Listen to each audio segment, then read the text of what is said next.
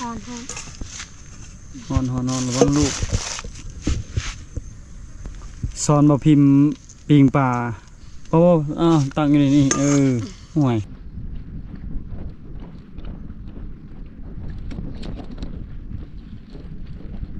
ปลาตัวเป็นปลากระไดใหม่ๆปลาถึกมองประมาณ7นี่แหละเบ็ดใหญ่พี่น้องเบ็ดเบอร์ใหญ่ใส่ประมาณ7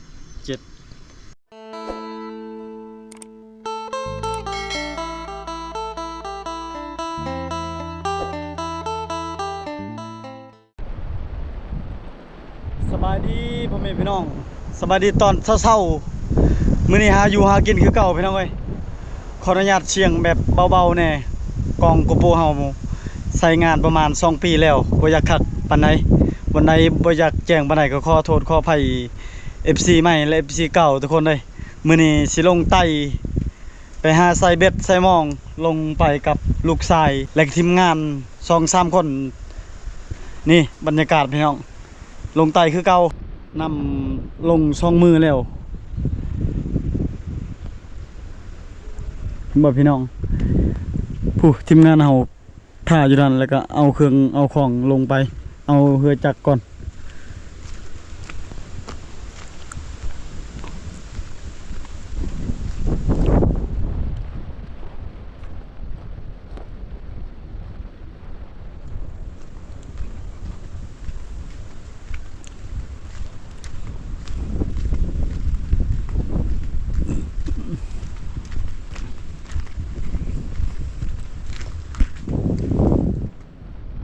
พอดีเอาจากตัวนี้แหละจากเก่าจากในพันเดือนมื้อนี้มาผ่อนคลายอยู่ป่าอยู่ดงพี่น้องเอ้ยอยู่เฮือนกะนอนบ่ค่อยหลับปานใด อยู่ป่าเสียงเงียบๆอยู่กับธรรมชาติม่วนได้เฮือใหญ่แล้วอยากได้เฮือน้อยได้เมียน้อยแล้วอยากได้เมียใหญ่คันเอาผู้สูงสิได้ผู้ต่ำคันเอาเมียห่างก็สิได้ผู้สาว คนเฮามันยากได้พี่น้องเอ้ย สบายดี เป็นใส่เสื้อชูชีพป้องกันไว้โอเคแล้วเนาะฮอน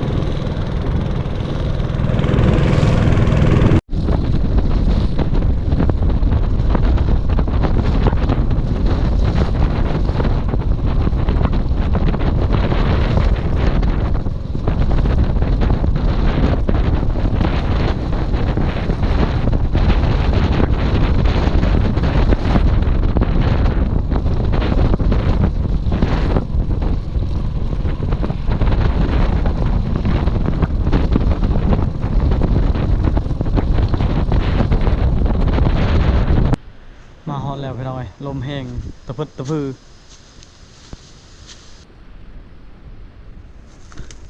อยู่ป่าคือเก่าพี่น้องเอ้ยมาพรคลายเมื่อยๆแต่ละคน สวัสดีพี่น้องพักพรกัน ช่วงนี้หากินต่อก่อนเนาะต่อหัวเสือต่อหยังและ ม่าน เพิ่ ต่อม่านเห็ดม่านปลา ม่านทุกอย่างนะ คักแล้ว ประมาณแต่เงินค้ำมาแล้วบ่ทึกเลขอีกเทื่อนี่ ซื้อละลายแล้วซื้อมือละแสน ทุกก้อนเลย กบตายย้อนปากคันขากตายย้อนเชียงคันอยู่เฮือนลายกับบ่ได้คนเฮาเลือกกินตลอดกินปลากินซีนกินผักกินปลาตลอดกับบ่แซ่บกินซีนตลอดกับบ่แซ่บมากับเท่าพิมพ์มื้อนี้เป็นแรงๆจังหน่อยหากินปลาไปก่อนนะพิมพ์อยากกินบ่ปลาเคิงพิมพ์ปรากฏกินบ่เป็นบ่หนึ่งเขา เป็น ขนาดบ่ได้อาบน้ำนะพิมพ์ยังรอจักมื้อเลยบ่อาบน้ำพิมพ์ฮะจนโม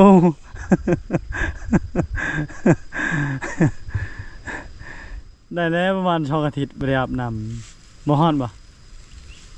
บ่ฮ้อนฮ้อน ซื้อยาชีพันกับบ่ทูแควอีกพี่น้องเอ้ยเอาให้เงินอีกให้ไปซื้อกับบ่ซื้ออีกคักแล้วบ่พิมพ์เฮ็ดบัดใหญ่มานี่อายหมู่อายคู่ได้บัดใดผู้ชาวเห็นผู้ชาวยิ้มใส่บ่ได้อาบน้ำ ยิ้มมึงพิมพ์ยิ้มไป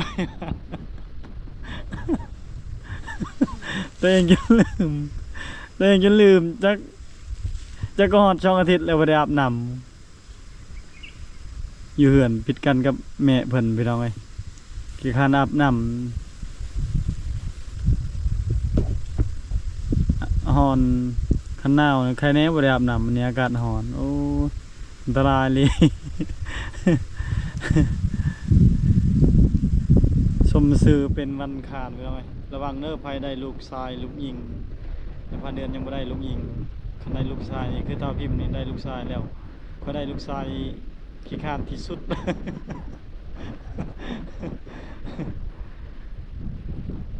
ภัยเกิดวันคานขี้คร้านเลยพี่น้องเอ้ยแม่นบ่พิมพ์ มื้อนี้อยู่ป่ากับพิมพ์พี่น้องเอ้ยเดี๋ยวจักหน่อยหาใส่หมองเป็นบ่ใช่เบ็ด เป็น พายเรือค่อยใช้พอนะใส่หมองได้เจ้านะพายเรือเด้อ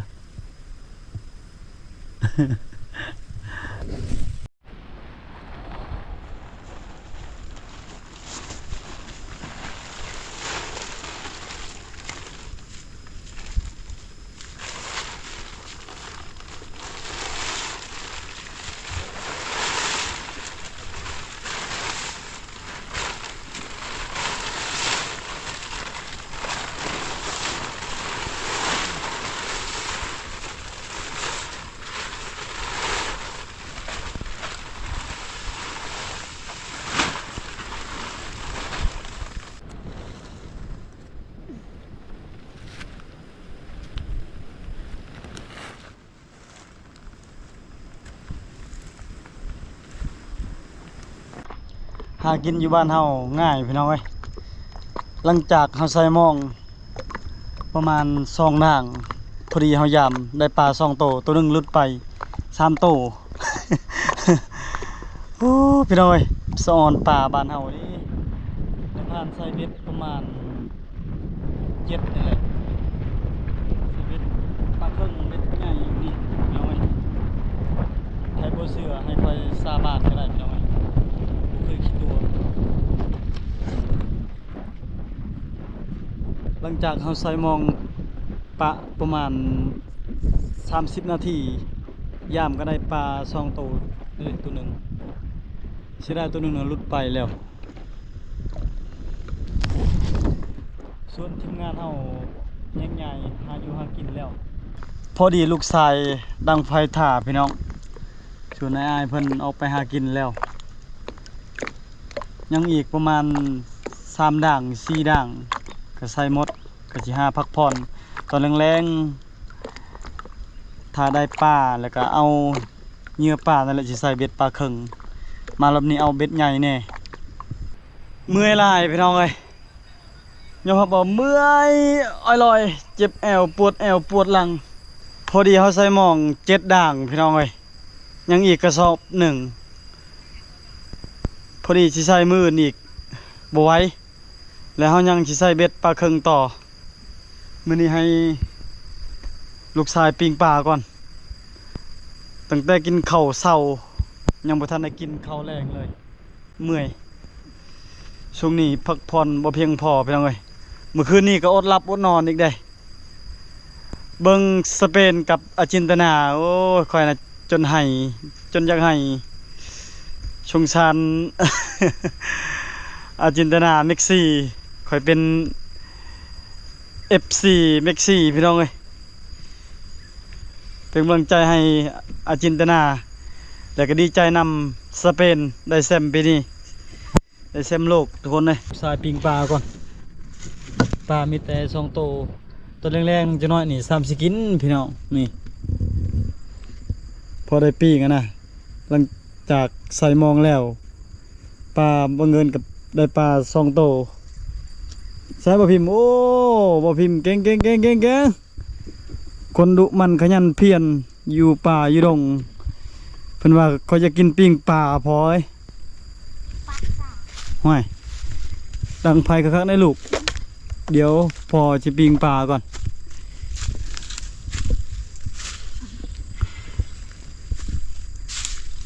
ลุงไปทางไหนเลยพิมพ์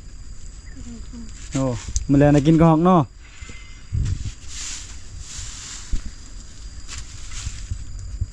ดังไผบัดนี้ก็เฮ็ดไม้ปิ้ง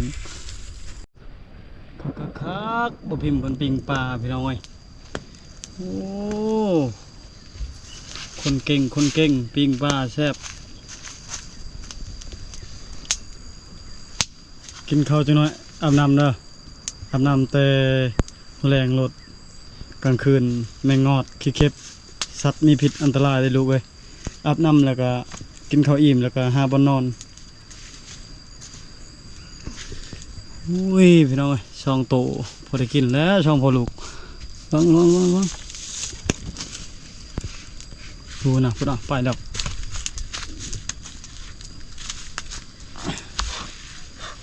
ตัวแรกๆจะหน่อยลุงบ่พิมพ์ได้ก็หอกกินลาบอีกเนาะพิมพ์เคย ควันไฟพี่น้อง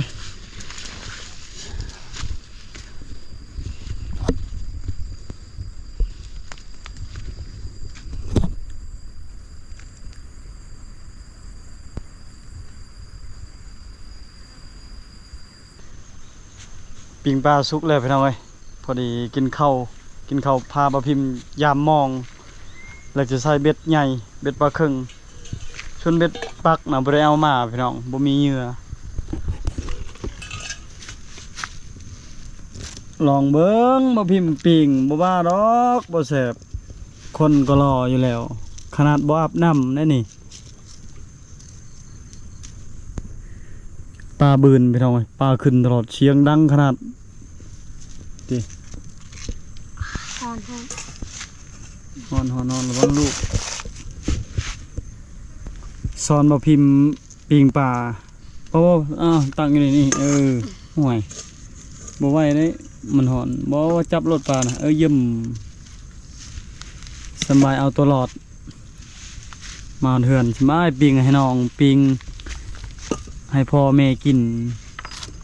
เฮ็ดบัดนี้กินรสเจ้ากินให้หมด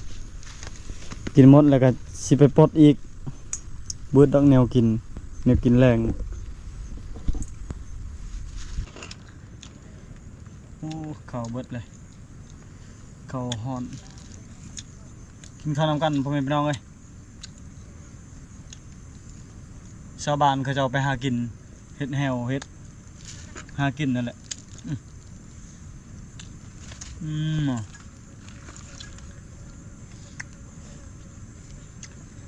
ชมพอพิมพ์มักไปป่าพิมพ์มักมะลิเนื้อแฉบ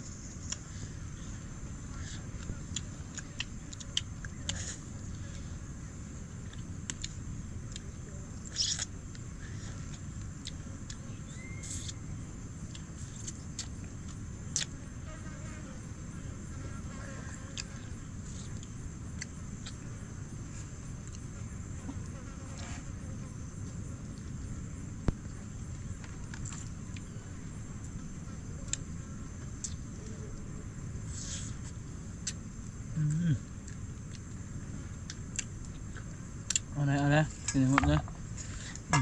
ทำยังไงลูก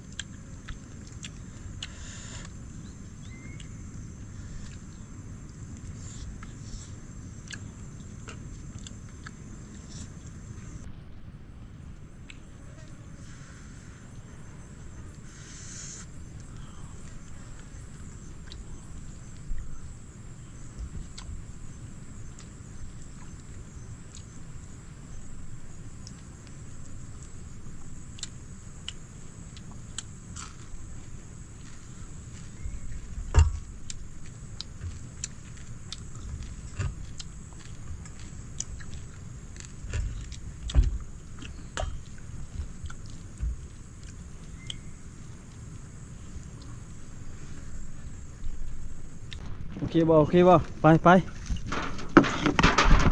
อย่ามองใส่เบ็ดกินข้าวอิ่มพี่น้องเอ้ยบายบายบายบาย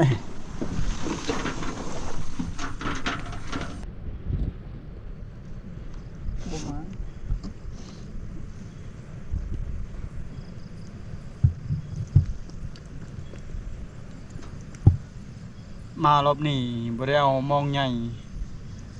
บ่มีบอนใส่แถวๆเฮาอยู่นี่ใช้บ่ได้มองใหญ่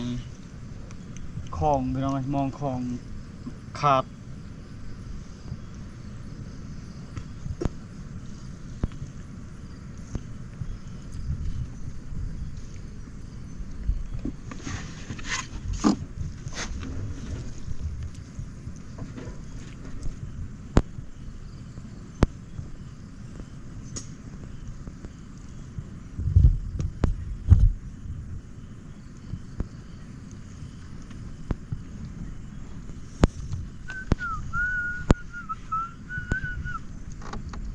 เช็ดเช็ดเช็ดเช็ด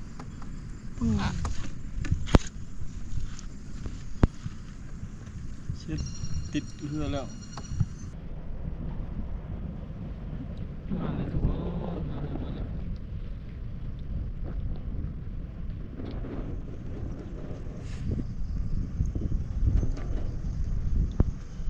ทำเยอะไปเลย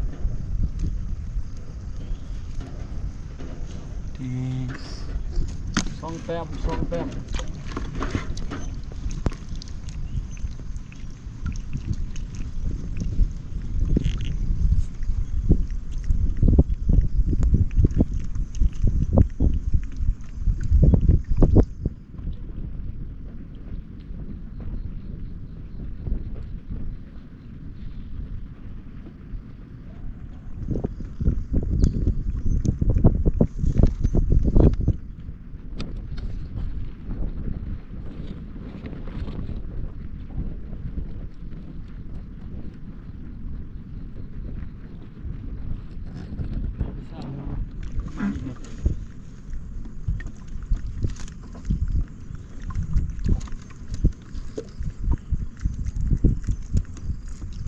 มีแต่ปลาชะกางเลย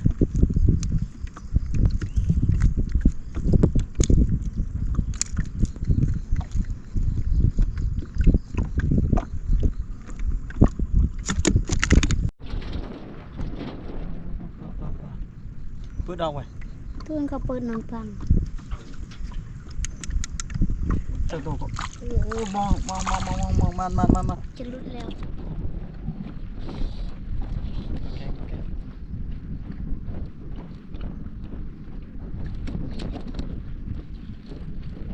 แล้วพี่มาแล้วพี่มาช้าได้ปลาใหญ่ เอาไปใส่เบ็ดปลาตัวใหญ่ตัวนี้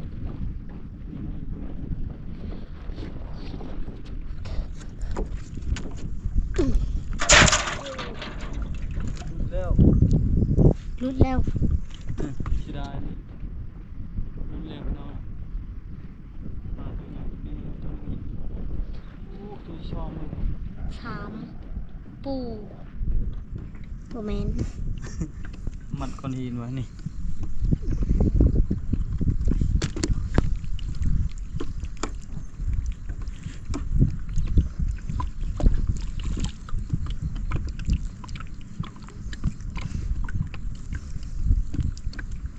กระดอกมันเพิ่งๆ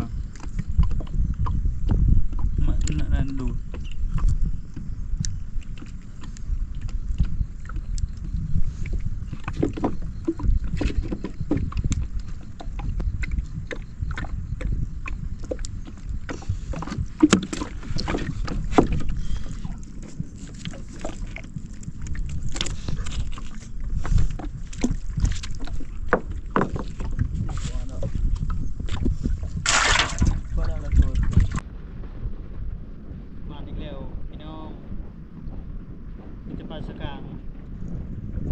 สิได้บ่ได้ปรากฏได้ปรากฏใช้ดูสิสิใช้เบ็ด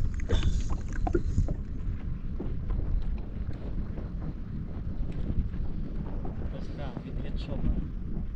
ชมเวลาแซ่บ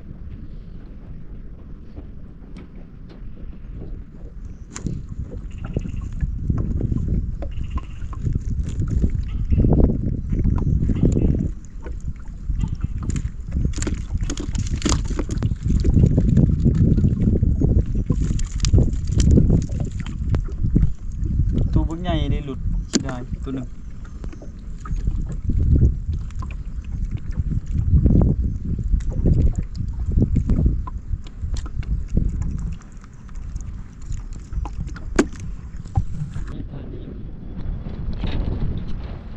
เบ็ดไม่น้อยเบ็ดเบอร์ใหญ่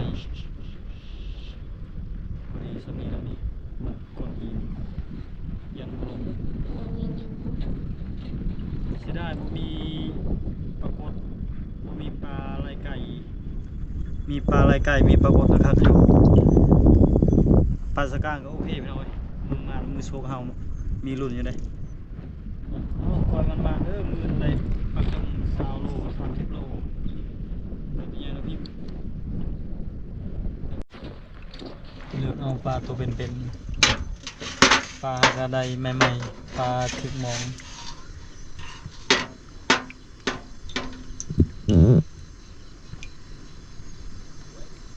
ประมาณ7นี่แหละเบ็ดใหญ่พี่น้องเบ็ดเบอร์ใหญ่ใส่ประมาณ7อันหรือว่าให้มันได้ปลาใหญ่ๆนะมือนคอยได้ใหญ่ๆเด้อเจ้าป่าเจ้าลงคอยมันน้ำพิมพ์หมดบัดนี้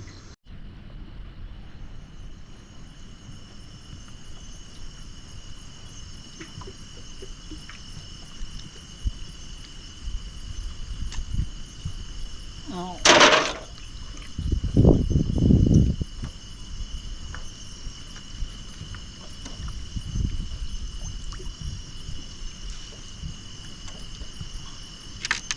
เช็ดบัดนี้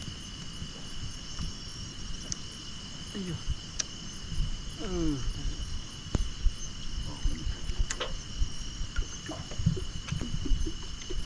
ยเบิ่งมัน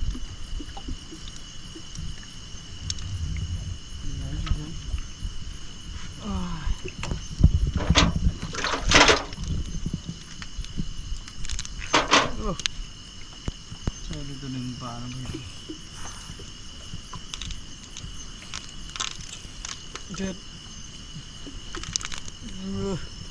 เป็นหน้าปลานี่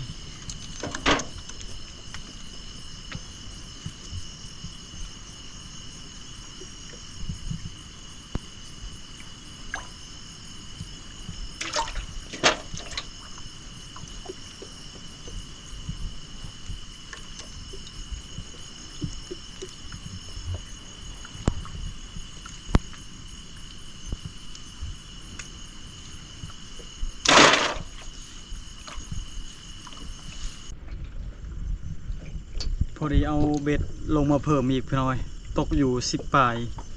มีแต่เบ็ดใหญ่ๆเลยมารอบนี้ตั้งใจใส่เบ็ดใช้มอง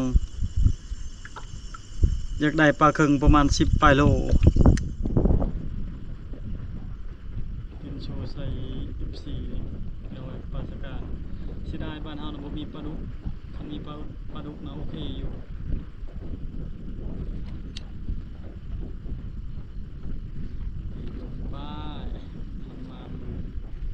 ตัวใหญ่ๆ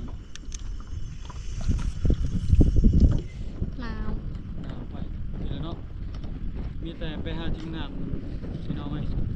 ยันได้ขอบได้หนูได้เห็นได้ฟาน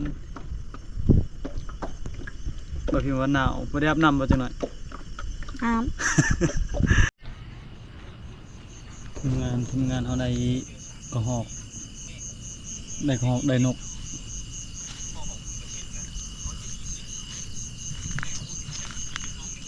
บ่ไวกับหมดงามพี่น้องไอ้ปอโธ ลายลีหมดงามบ่ไว้ไว้ขึ้นฮอตใช่มื้อนี้ไอ้เฮีย อุปไปกันเติบเลยขึ้นเท่านั้นหอยหมูหอยพานลายลิกินดอกใหม่อยู่จนคำกับบ่เห็นเขาเรือว่าไตอันนั้นถูกไปจากถูกหนึ่ง ในพานเห็นหอยพี่น้องเอ้ย มันแต่หอย มายามใดครับอะไรเห็นแต่หอย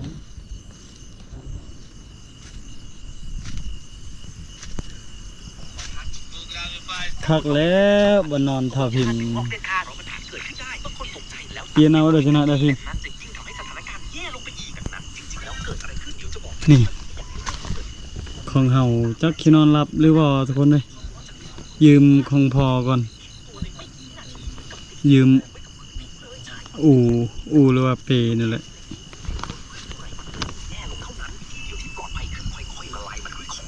ชมพ่อดอกพิมพ์มักไปนอนป่านอนรับขนาดได้นอนใส่จำป่าพี่น้องใส่จำใส่คุยเอาเจียวคมเอาใส่มาต้มพี่น้องนี่ไอ้เหี้ยเพิ่นปิ้งปลา2 โต 3 โต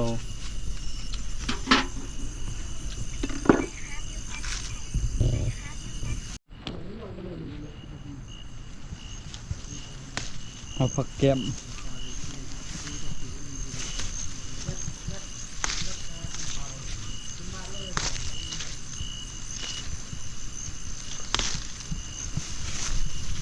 ของผักของแก้ม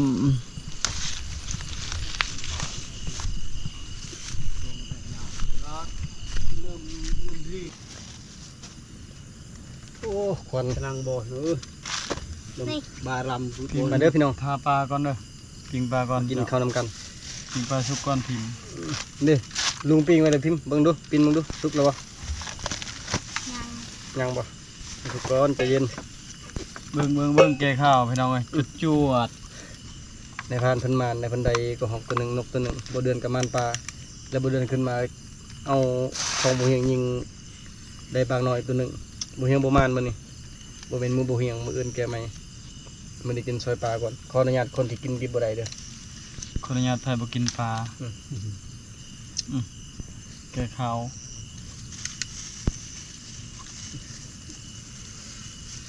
มาเด้อทุกคนเอ้ย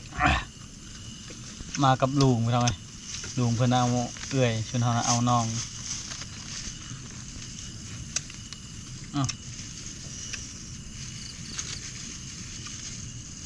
บ่ได้แล้วพิมพ์กับลุงเพิ่นหาแต่บ่มีสัญญาณ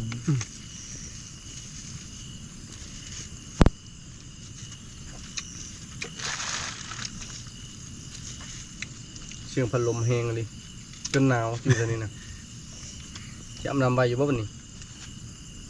พิมพ์อาบน้ำบ่จังได๋ อาบน้ำเอาลุมอยู่เทิงพุ่นโอ้ขึ้นออกก็ออกเขาเล่าถ้าลมอ่ะ dân này cài đầu cài cái nùa thì nên mẹ này o này นี่เราก็ถอยเอาไปเขาเตากันอยู่ตรงโดย cài đầu được dạy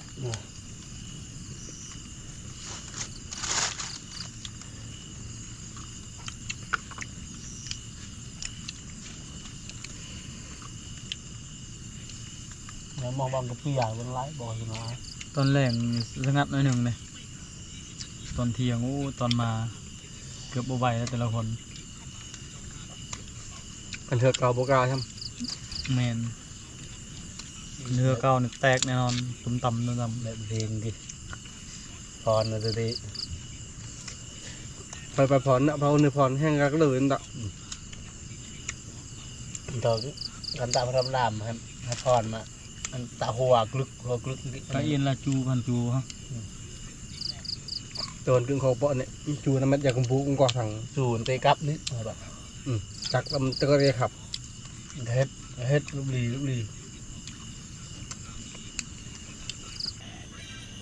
ขอเวลาพักผ่อนก่อนพี่น้องเอ้ยใส่เบ็ดแล้วก็ใส่มอง มีแต่ตอนเช้ามื้อสิหายามมองยามเบ็ดนอนแล้วบ่พิมพ์ยังเนาะบ่พิมพ์ยังทันได้นอนบ่พิมพ์แซ่บว่าสิอาบน้ำ สำหรับวิดีโอนี้ขอจบไปสำนี้ก่อนพี่น้องเอ้ยขอบใจทุกคนเป็นห่วงและก็เป็นกำลังใจทุกคลิปขอให้สุขภาพเข้มแข็งไปพอกันวิดีโอหน้าบาย